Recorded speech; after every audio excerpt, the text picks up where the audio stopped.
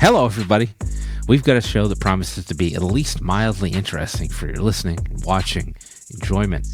I'm your host, Jared Correia. I'm the CEO of Red Cave Law Firm Consulting.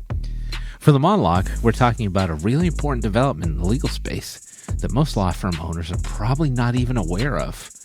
In the interview, we've got Owen Hemsath of Acceleratus Media. In the counter program, we're bringing back our regional dialect series.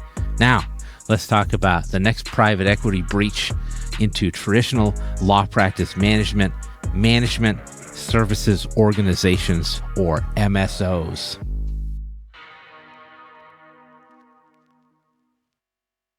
The lawyer's modern-day guild structure, buttressed by ethics rules that prevent attorneys from offering non-legal services and practicing outside of specific jurisdictional spaces, while also keeping non-lawyers out of legal practice by eliminating the possibility of direct investment in law firms or profit sharing, is starting to display some cracks.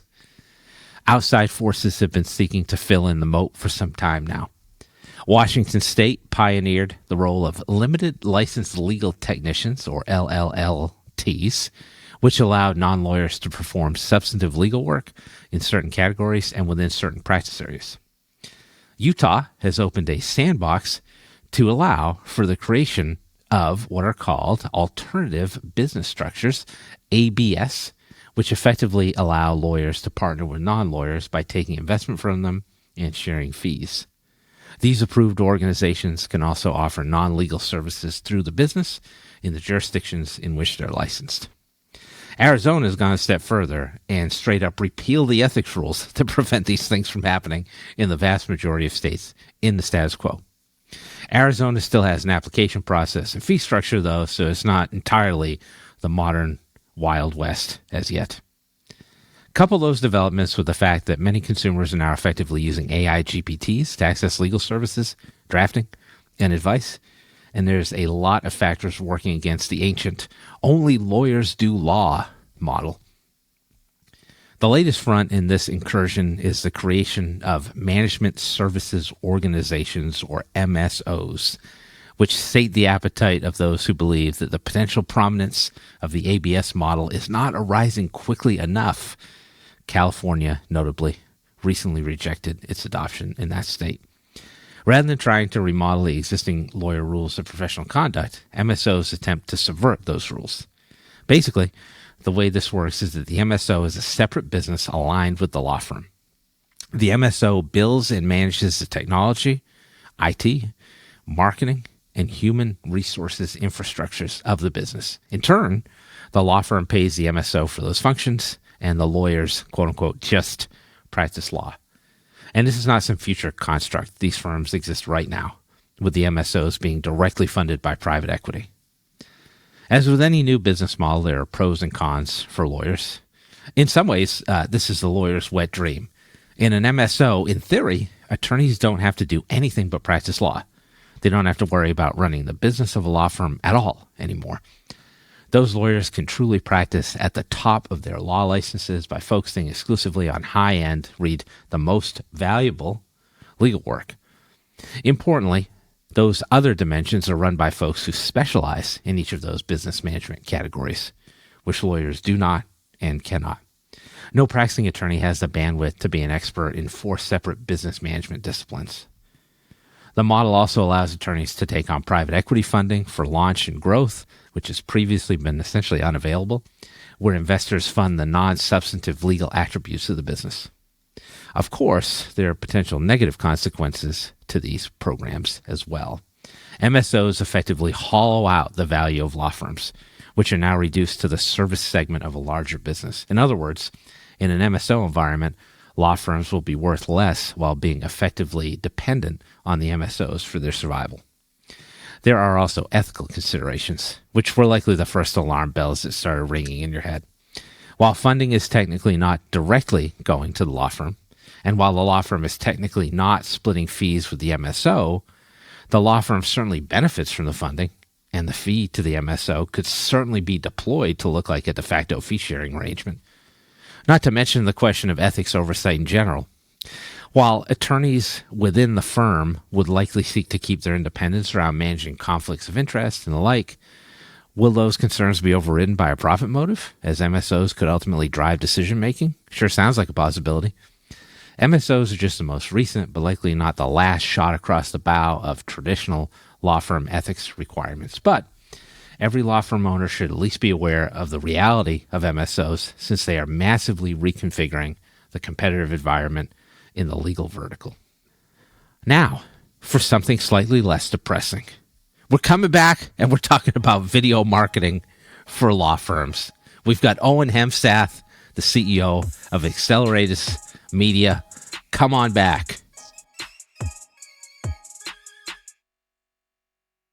Well, I've effectively run out of things to say, which is awkward because this is a podcast.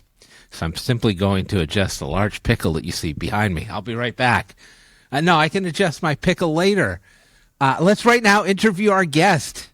I'm excited to have our guest today. Maybe the coolest guy we've had on the show, to be honest. The first person I've ever seen on one of our episodes wearing sunglasses indoors. It's Owen Hemsath, the CEO of Acceleratus Media. Owen. Yep. Welcome to the show, man. Thank you. That is the best introduction anyone's ever done for me. I want you to know that. It's true. I couldn't lie. Spared no expense. Look at the space. Like, you got the shades. The lighting is next level. Yeah. You got some nice photos behind you. Yeah.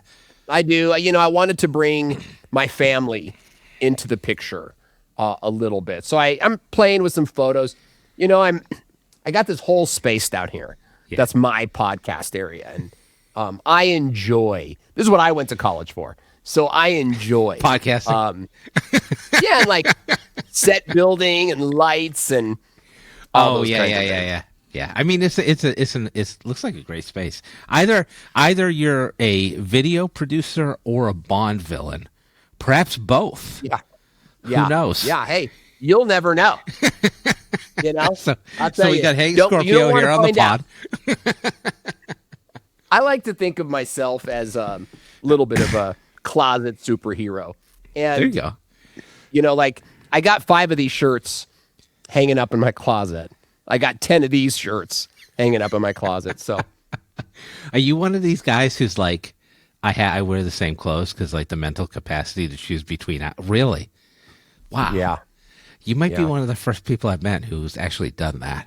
I've have a bunch of ratty ass T-shirts and they're all different. Well, it sounds to me like the same strategy.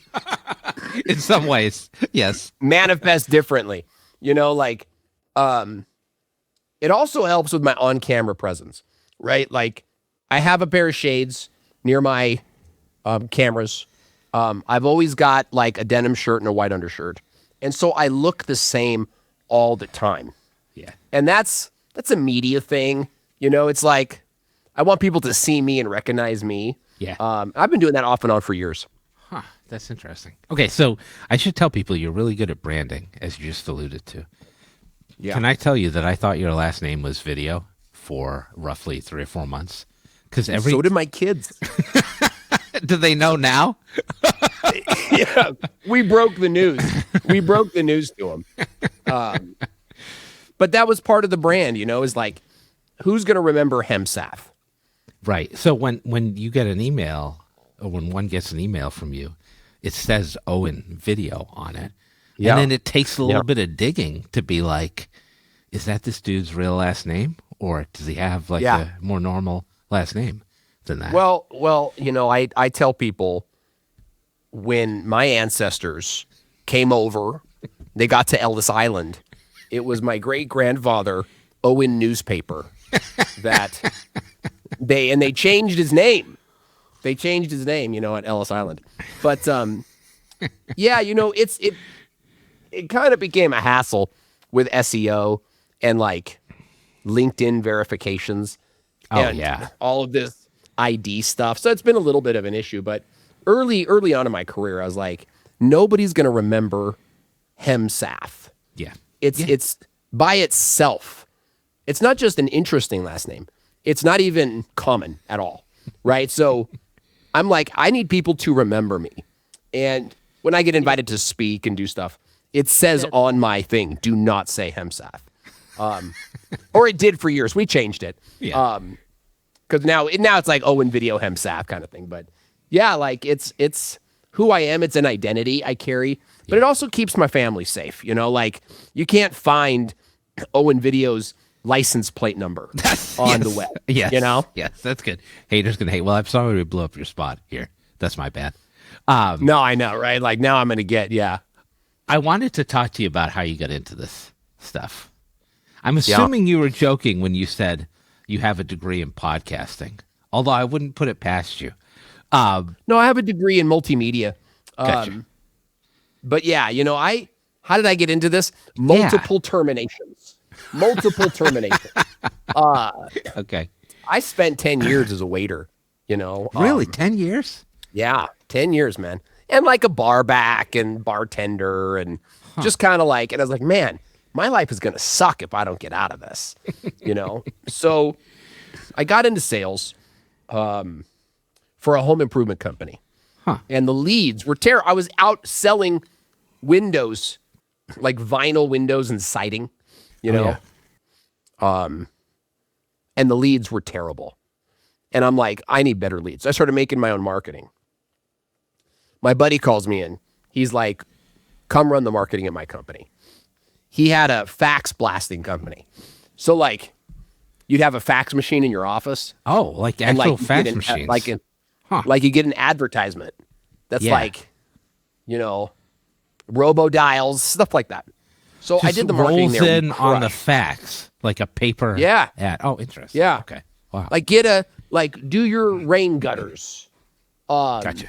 Yeah. So we're still in home improvement, you know. But, you know, I got fired from every restaurant job I ever had. I got fired from that job. So I went back to school and I was like, you know, in all the marketing that I'm doing, I'm using video.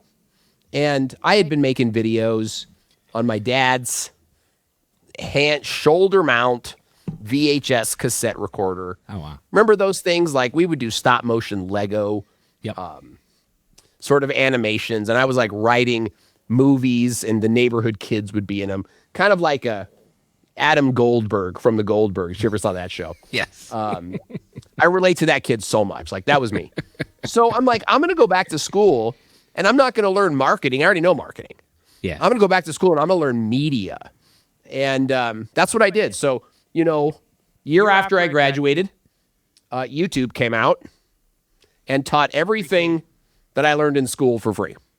So, you know, hallelujah, you know, stay in school, kids. But so I took the camera out. Here's the landing. So I took the camera out. I knew you'd bring it year home. after I graduated. And I go knocking on doors, downtown San Diego. And I just said, hey, I'll make you a marketing video for this new YouTube thing. And The been doing that ever since. It's been 15 years, 16 years. I've been doing that. I don't knock on doors anymore, but right. When you were doing the waiter, bartender stuff, was the goal eventually to get into media? And so, were you like one of these dudes who was like, hey, here's your drink, but also here's the script I wrote? Was it that kind of thing, or? That's close. Okay. That's close. Yeah. Okay. That's I've heard that my goal before. My goal was to meet someone. I worked fine dining. My goal was to meet someone that would introduce me to new opportunities. And that happened all the time. So you go and you'd work for them for a little bit and it'd fall apart, you know, like, but that was definitely my plan. And then before you know it, 10 years go by. Yeah. And it's like, what am I doing here? Yeah. Right. All right. So let's start at the beginning. So we've got a lot of lawyers and business professionals in the audience here. Yeah, I love them. So not necessarily people who were filming on the camcorder like you were doing back in the day. So can we start at the beginning and be like, why is video important? Well, video is how we communicate with people. I mean, I think a couple years ago, we could argue between like posting, like image posts versus live stream versus all these different things. But we have seen the absolute domination of video across every social media platform. Every social media platform is video. Instagram has a couple exceptions. Facebook, couple exceptions, but everybody's watching video. And they're watching two kinds, vertical and long form. Everybody, look, I'm working with a consulting company or this business organization. I'm consulting them, right? Yep. And he goes, I want you to develop me an Instagram plan. I go, okay, it's basically all video. He said, well, what about the carousels? And I was like, dude, one video. He's like Don Draper will selling the carousel. Yeah, because people think marketing is all these things. Yeah. It's one good thing. One good thing. Focus on video. Engage with people. Look them in the eyes. Show them your personality. Even if you're dry, show them that. Because they may not want some big, fancy, hotshot lawyer. So we try to make you not as boring as you are at home, but that's where our magic comes in. All right, so I think like lawyers are cheap also. I feel like I can say that because I've been in the business for a long time. So like I think some people may be listening to this and they're like, cool video. Let me just go record shit on my iPhone. Is that viable or how will they fuck that up? Yeah, go ahead. Go ahead. Nothing will bring you closer to doing business with me than trying to make videos on your own. So you've seen that before. What do people screw up? Like, are there things they get wrong consistently? Other than holding the phone in the wrong direction, probably. I don't think that's a big problem. Okay. I think it's content strategy. It's like, what the heck kind of videos am I making anyway? Right? And we have to think in titles. You've got to think like today, I'm making a video called this. Yeah. And here's the reason why I'm making that video today and not next week. Yeah. Right? Like your videos are not these one-off little diamonds that exist in a vacuum. They're part of a library that responds to an algorithm. And so we create the content strategy that's going to cause viewers to find you, binge watch you, and then filter them or funnel them into your offer. Right? Or a lot of lawyers have these really elaborate, like, contact me pages. Yes. Ugh. They love those. And the more elaborate, the better. TV and billboards and whatnot. Like, but YouTube video, social is a little bit different. Okay. It sounds like the authenticity helps a little bit. Aside from the algorithm, like rough cut videos are okay, right? Yeah, you got to have a clear. So that's maybe the second part. Okay. You got to have a clear start and a clear middle and a clear stop.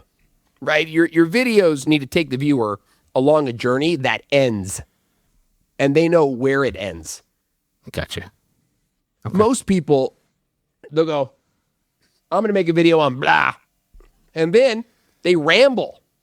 Dude, no structure. I'm an expert, like you're boring, And that's what we do. We put together a structure that allows your authenticity to shine. Gotcha. Now, are you, so it sounds like scripting is an important thing. And I would guess that most people just like turn the camera on and just start talking. Yeah. But it seems like the strategy is to not only build a content strategy, broadly speaking, but also to potentially script each and every video that you're going to be doing. Well, it sort of goes, it depends on the talent of the business owner. Like, okay. We only work with companies. And mostly we work with the main lawyer, the CEO. Yeah. Something like that. Yeah. So we have a VBO process. VBO stands for Video Build Out. And what we do is our team creates structure, opening, middle, call to action, ending, right? Then we give that to the client to fill in with expertise. So we work with the client. to create a piece that will best highlight their skill sets. Right? So if you're kind of boring, you take our structure and you just be you through our structure. You'll get through a video, people will watch it and they'll call you. Okay. If you're a little bit more like wild and free, it's not like that's going to perform better for you. Okay. You might be too wild and free, and they're just like, people don't take you seriously. Yeah. Right? Yeah. So once again, our structure helps to tone down even some of the biggest and the brightest of us. Gotcha. Okay, so like if I'm thinking about where I'm going to post my stuff, it sounds like YouTube is by far the most important place. But like you were saying before, everything's got video available now. Yeah. So do you view that as a hierarchy? Do you pick one? Like, what is that decision-making strategy? Yeah, if I had to pick one, it's YouTube. Okay. Yep. Right? But the YouTube Instagram punch is phenomenal. Right? Because YouTube is where you'll get found in AI. YouTube is where you'll rank on the web. YouTube is where everybody is. But Instagram is where they message you. Oh, interesting. So we create comment automations in Instagram, right? So it's like you see a video and it's like comment injury below, comment car accident below. And then we set up these automation systems that immediately reach out like a virtual sort of assistant. It's like, hey, saw you reached out. Like, how can we help you? Gotcha. That's cool. Then it's your deal to lose at that point. Right. Right. And so you're not seeing the same comment activity on YouTube. It doesn't sound like. No, you can't do that on YouTube. But on YouTube, you let people know you have an Instagram. It's like, message me over on Instagram, or I'm very active on Instagram. Like, people on YouTube know they can't contact you on YouTube. Yeah. People don't expect you to respond to their comments on YouTube, right? Yep. So let them know you've got an Instagram. But if I only had to pick one, you pick YouTube because that's where the ROI is, right? And you've got shorts and long forms on YouTube. Plus, you have live streams. And I don't want to get into lives, but just picking up your phone and going live every Friday at 3, that's a great idea. Huh. I'm glad you brought up the long form and short form stuff, because I think people have trouble deciding what to do. Do you pick one? Do you do both? Like, how do you figure that out for people? And does it depend on the person that you're working with? Yeah, I think, look, it depends on what the audience responds to. Okay. So I would say, like, if you're not working with me, because we do this whole onboarding and like we have you read for us, and we kind of like figure out where your skill sets are before we develop a plan, right? A plan. If you're doing it on your own, I say do what you're gonna do. If you are gonna like script out a video and do a long form, do that and enjoy it, because you have to love it. Yeah. But if you're better at like quick tips from the back of an Uber, do that. Just get the videos up. It's funny you say that. I couldn't imagine a lawyer doing quick tips in the back of an Uber, but maybe they do. I don't know. It feels a little bit like taxi cab confessionals. Right. I feel like they'd be like, I can't do that. I'm not in my office. Yeah. Too much.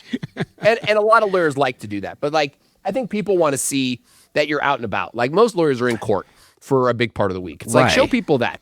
Right. You know? That makes sense. Okay. So do what you're going to do. But what we do is we create like a 50-50 plan. And we're like, we're going to create shorts that talk about X, Y, or Z. Yep. We're going to make some longs that talk about A, B, and C. Let's put them out there. Let's see how they do in 90 days. And then we double down on the content that is responded to. That makes sense. One thing I want to Nobody ask thinks about that. Nobody thinks that, like, hey, people will either like this or not like this. Yeah, I think people just put And it it's out, like, and they're like, I've achieved my goal by putting it out. But yeah, they're not looking at the data. But it's like, no, man, like, you could do a series on personal injury, that goes viral generates no clients. Yeah. None. Yeah. Okay, well, you learned a lesson there. Right. Now let's do another series designed to get clients, right? And that's, people want to create one video that does everything. It goes viral. Your mom calls you and says it was great. You get leads. You get sales. And those sales, let me tell you, it's the richest guy in your town. That's what people, it's like, I'm going to do a video. It's going to be the richest guy in my town. I don't want these deadbeats. Oh, you don't? You know? Really? That's a unique business strategy. Yeah. Tell me more about this. How do I attract more people that can't buy my services? Yeah. So, actually, one thing I wanted to ask you about is, what about a platform like TikTok? TikTok was like the original. Okay, good. So TikTok was the original short form video content, right? But then it's all this political bullshit around TikTok. Like, is it even worth getting into? Yeah, no. Okay. TikTok, and I have 100 million views on TikTok. Okay. We were TikTokers. Me and my family. Oh, really? Million subscribers. Yeah.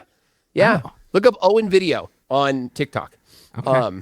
Family sketches, all family friendly, no cursing, no profanity. Oh, you were doing like, oh, interesting. Okay. Sketches I would write. Me and my family would write them together. Oh, that's kind of cool. Oh, it was great. It got tough after a while when like monetization. That's why we stopped. But the biggest reason we stopped is because TikTok is not an America-friendly app. Yes. And that matters to me. It matters to me that China is blocking our TikTok content, but then actively stimulating like, what do they call it? Like phone rot or brain rot. Oh, yeah, the brain rot stuff, yeah. So, and my kids talk about that all the time. TikTok, I say it's for kids. Okay. Adults are on Instagram and YouTube. Interesting. Okay, cool. And I don't mess. We connect our Facebook to our Instagram, so it auto posts. Yeah. Okay, but we don't do posts. We don't do carousels. We don't do stories. We don't do Snapchat. It's like, these are our bullseyes. We know them better than anyone else. Yeah. Let's run those until we make $100,000 or whatever. Yeah, let's talk about that for a second. So I think a lot of people get on social media and they have this notion of virality. Like they want to be like the lawyer version of Mr. Beast. But what you're telling me is like the best way to do this is to do it in such a way that it can generate money for your business. Seems simple, but I don't know that people think about it that way. Well, so I think, yeah. I mean, I guess if I'm listening to this and I'm an attorney, like I kind of want to get a sense of like, I don't want to look at the vanity metrics. Like you said, like you get 100 million views on a post and like it may generate any business. So what are you looking at? How do you connect all that stuff and figure out this video I did is making me money, getting me clients? Yeah, it's not, first of all, YouTube can show you the one video, right? You will see it. You can see it in the analytics. Yeah. And that's a really cool thing because you can see, oh, that video is making me money. Let's make more like that. But what we do is we think in this one video. We think in this scarcity mindset.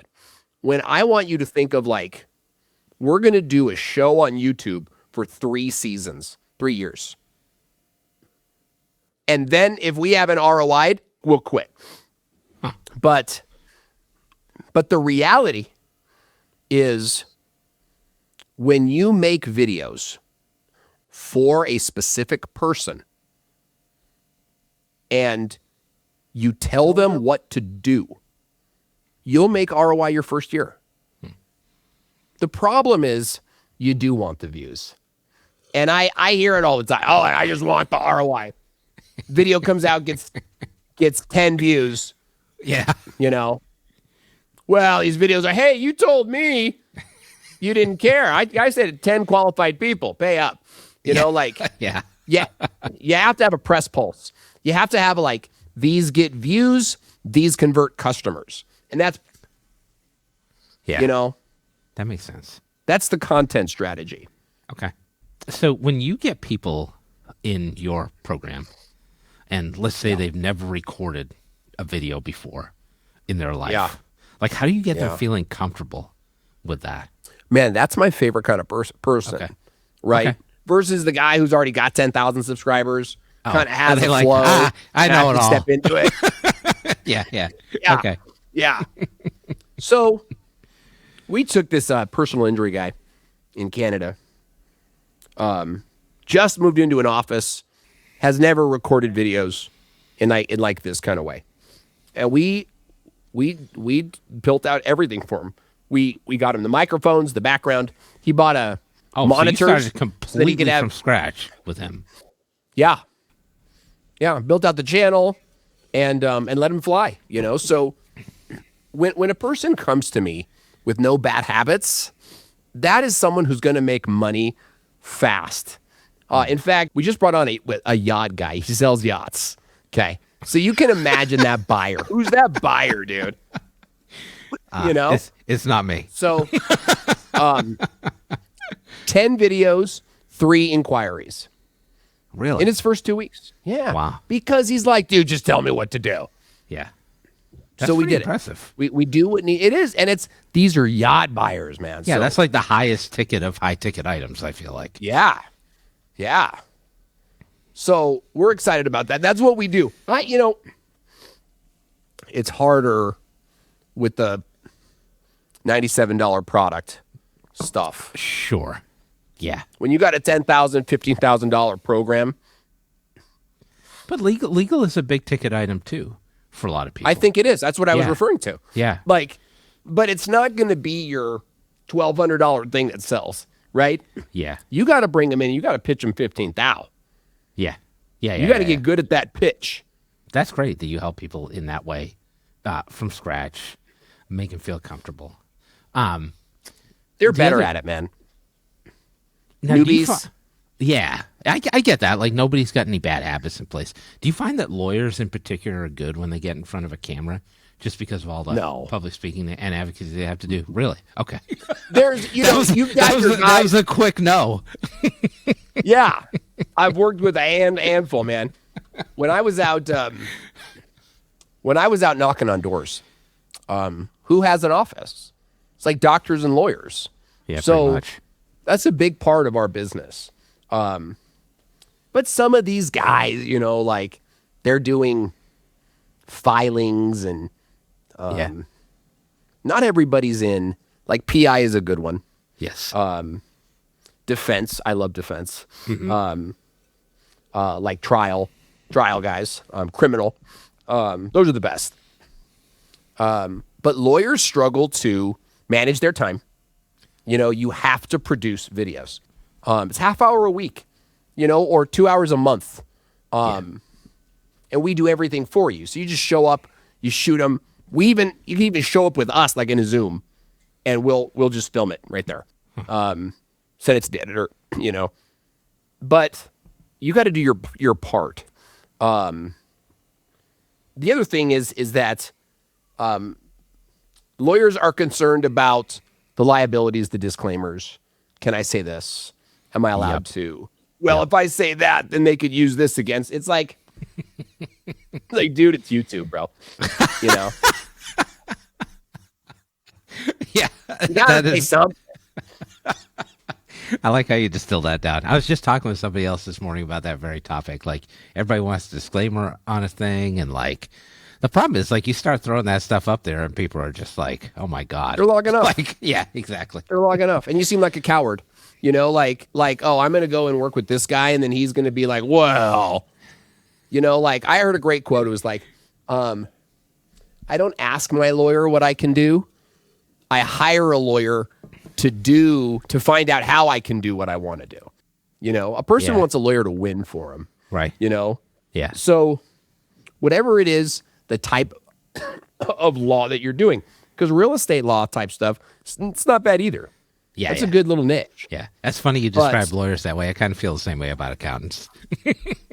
Please don't Yeah, audit me. Yeah. Yeah.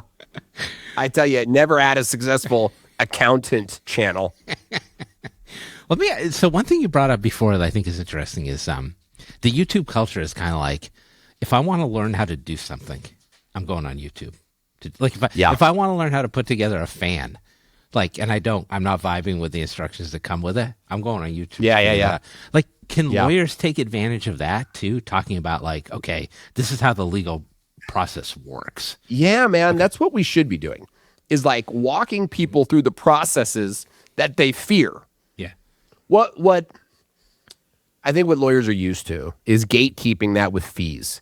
So it's like, well, I can't tell them what I do. They got to pay for that. So you end up making a YouTube channel full of commercials. You know, hey, we're in an accident, call me. That's not YouTube. Right. What you do is you walk them through the system and you become the person that they can trust, and you ask for their business. They're not going to navigate a personal injury case against Starbucks on their own. Right. And here's the other one. Oh, lawyer down the street will steal my content. The lawyer down the street thinks you're an asshole. And he thinks he's so much better than you. He would look at your stuff and he would go, I'm so much better than that. Like this idea that your competitors are out there going like, oh, what's Jared up to? You know, like. Yeah, they're like, fuck that guy. You got to go and be you. Yeah. Feels like I'm striking a chord. No, that's really funny. No, I have conversations with lawyers like this all the time. And that's the exact way. Like, if I showed one lawyer another lawyer's YouTube channel, they'd be like, oh, look at this asshole. I'm so much better than this guy. This guy Guaranteed. Yeah. Guaranteed. Yeah. All right, this has been great. So I have one more question for you, which is not related to the video stuff, but like, how does one do the move from Southern California to Utah as you have done? Because I think it's supposed to go the opposite way. Yeah. Let me tell you something. COVID. Born and raised in California my whole life. Born and raised. So family was raised there. But when COVID happened, man, they're bouncing the kids around. They're doing all this stuff. Right. And it's like, we need to move to a free state. We looked at a couple states, but I got a lot of Mormons in my family. Yes. I myself am like a born again Christian, but my family is a lot of Mormons. Yep. So I have grandma and grandpa out there. Gotcha. But Utah is also the second biggest YouTuber community outside of LA. I was hoping you would say that, and I would ask the question, how on earth did that happen? Yeah. It's like, grew up in the suburbs. Like, I'm going to start a YouTube channel. Dude, I was just trying to stay alive growing up in LA. Right. Trying to tell the difference between a car backfire and a gunshot. Yeah, right. I wasn't making. But, they're performing people. So there's a company out here, Angel Studios, and I work with them on and off. There's a TV show called The Chosen, which started out here. I work with them a lot. Oh, interesting. Well, I work with them on a regular basis. Gotcha. So I was like, I'm going to move out there to where the second Hollywood is and see what happens. And it was a good move for us, but it's been difficult. Like, Sun just came out yesterday. Like for the first time in months. Yeah. Neighbors are like, like waking up from hibernation. So snow is new for me. This has been fun. I would tell people if they want to learn more about video production, you would be a tremendous person to contact. I think you're excellent at this, which is why I wanted to have Thank you you. on the We're show. done for you service. We have done for you YouTube service. We also do consulting. If you've already got a team and you just want to grow. But website is owenvideo.com. And I have a much longer website, the official website, but you'll remember owenvideo.com. Oh, man. I like how you brought it back around. See, full circle. That's what they call me in high school. Well played. Can you hang around for one more segment? You got some time? Sure. All right. We'll close this one down, and then we'll be right back, everybody.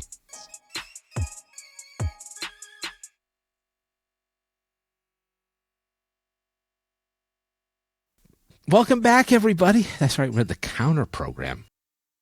It's a podcast within a podcast. This is a conversational space where we can address usually unrelated topics that I want to explore at a greater depth with my guests. Expect no rhyme and very little reason. As you've just heard, Owen is in Utah by way of Southern California. So, Owen, I want to bring back a new version of one of our favorite segments where we talk about regional dialects. And we're going to do something called Shit Utahns Say. So basically, I'm going to relay some Utahn, locally... by the way. Utahn? Did I say it wrong? Damn it. Utahn croutons. We're already off to a terrible start. See? Every now and then... And I've only been here 5 years, you know. Oh, see, now I feel terrible. Don't edit that out, Evan. Leave that in. I want to sound Keep like it an in. asshole. It'll teach me. Shame. We do stuff like we've done Yooper dialects. We've done all kinds of different stuff from different parts of the country. So This is the first time we've ever covered Utah. So basically, what I'm going to do is I'm going to mention some local Utah phraseology, and then you can explain it to me as a non-local. Okay. All right. Let's see. All right. We'll see. And I'm not native. Well, yes.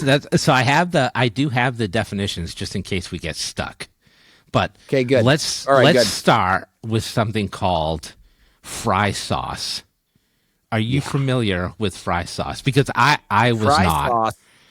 Okay, that's good to know. I did not know about fry sauce until my 20s. Because, like I said, I've got family here. Yeah, you've been so out we would there. come out here once a year, Easter, whatever, you know. And it's like fry sauce is the ketchup.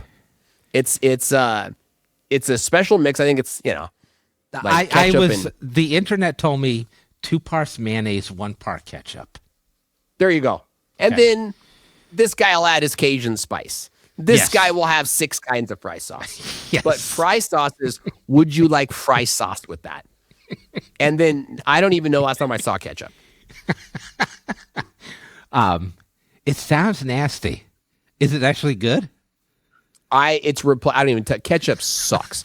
Like, give me that fry sauce. We go to places like, we go to Florida for vacation and it's like, no fry sauce. You'll be at Disney World being like, where's my fry sauce? Yeah. What in God's green earth are you talking about? All right. I gotta try You become accustomed to it because everybody here does it. That's so interesting. All right. I got to try that the next time I come out. Because I'd never even heard of it until I was doing some research It's good. for this episode. Okay. It was at the table when we had lunch. Ah, shit. Next time. You didn't touch it. Nobody touched it. We were probably like, what is this pale ketchup? I'm over here like, yeah. You're like, Let's okay, coagulate. more for me. Yeah. I've got some more food ones, but apparently there's a lot of unique foods in Utah. But let's go to my next one, which is sloughing off or sloughing. Are you familiar with this term? I've heard it. Okay. I've heard it. Do you know what it is? Don't know what it means. Okay. Apparently, it means skipping school or work without a valid excuse. It's like hooky. Yeah, basically. But that's not been used in your household. It doesn't sound like. No, I think it's probably where I've heard it. Okay. I got teenagers, sloughing off, and you hear it as a kid from the 90s, and it's like sounds like that thing your neighbor was doing in the car and your mom caught him, and it was just like I can confirm it's not that. Yeah. Bill was sloughing off in the Buick? Yeah. Once again, it's funny how they get their terms. Where did they get this term from? I don't know. I didn't get the derivation for this one, but it is interesting because we just call it skip out here, like skip place. All right, I got another food one for you. It's called a dirty soda. Yeah. Okay. Okay. Cool. So there's soda places all over this place. Like, literally, it's a shop called Fizz, and all they sell is soda. Huh. Various soda. Is it like an old soda fountain, like Jimmy Stewart? It's a Wonderful Life kind of soda fountain? I think we want that as a consumer, but it's 17-year-old kids working at a slop shop, just So like kind of kills the experience because you want this old timey. That's what I would want. Old-timey. Yeah. Yeah. It's like next. Not like that. You know. Oh, that But sucks. there's That's a little disappointing. bunch of them. There's a bunch of them. Well, really, their drive-throughs is really the thing. Oh, really? Okay. So you drive through with your family, get like 7 custom sodas, right? It's going to be like, they'll have names, you know, it'll be like Bermuda Mama, you know, and it's like a Sprite with watermelon punch, and then maybe like a shark floating on the top with a cherry, you know. It's a cool thing. My kids love it. We love it. Yeah. But there's a bunch of them. Do you have a favorite place? Fizz, you said? Is that a good place, or is that just like the chain version? I think Fizz is where we go. Okay. To me, dude, I'm not a soda guy. To me, these guys, this is like a lollipop store. Treat for the children. A big thing. Huh. Yeah. Okay. Good. We're 2 of 3. Here's another one I found, which sounds very much like something a Mormon would say, which is, "Oh my heck." Is this? Oh yeah, dude. Is this a thing? Because I've never heard good. anyone utter That's a good this one. like east of the Mississippi. Yeah. No, that's a good one. I've heard "Oh my heck" from my cousins since I was a kid, and it was like dork, you know, like Utah dork, you know. But yeah, oh my heck, thou shalt not take the Lord's name in vain, right? Right. Right. So the idea is not oh my. This is funny. It's not oh my God, okay, because that's blasphemy or whatever in this belief. Yes. But then, oh my gosh, is too close. Oh, really? So, Wow. oh Okay. my It's dedication. heck, they're committed. They're committed. Clearly. And, you know, there's this guy, he does this bit where he's a comedian. It's on Dry Bar Comedy. He goes, you know, when I was a kid, we couldn't say but. He's a Mormon guy. He goes, we couldn't say but. So we said bum. And then my dad's like, no, say bim. And Oh, wow. it's a joke, but This is like the Kevin Bacon game. It's like how many degrees of separation can we get from it blasphemy? speaks to that whole, like, you know, stay far from evil kind of thing. Wow. Okay, this is real good insight. I'm so glad I brought this up with you. My kids say it now. Do they really? Yeah. Oh, that's funny. All right, I got 2 more food ones for you, and they're just 2 randoms. 2 more things I had, like one of them I know, but this one I never heard of before, which is a Jello salad. Is this a common food stuff in Utah? And is You it good? don't know what a Jello salad is? The one I'll tell you in a second I have heard of, but Jello salad I've never heard of in my entire life. Oh, I've eaten it since I was a kid. So it's like orange. It could be any kind of Jello. Okay. Like orange Jello with mandarin orange slices, pineapple chunks floating in it. Okay. Oh, it's fantastic. It It's sounds almost like it's good.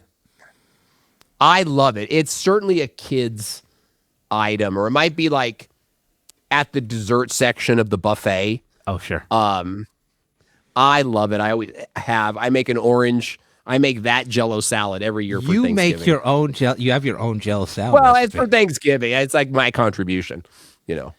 I Small price to pay. I would love to try that one day. They're excellent. I'm trying not fun. to invite myself to your house for Thanksgiving, but at some other Oh, I was picking up what time. you're putting down. Okay. Yeah. It sounds... We'll make 3. We'll make 3 different. We'll taste test. Thank you.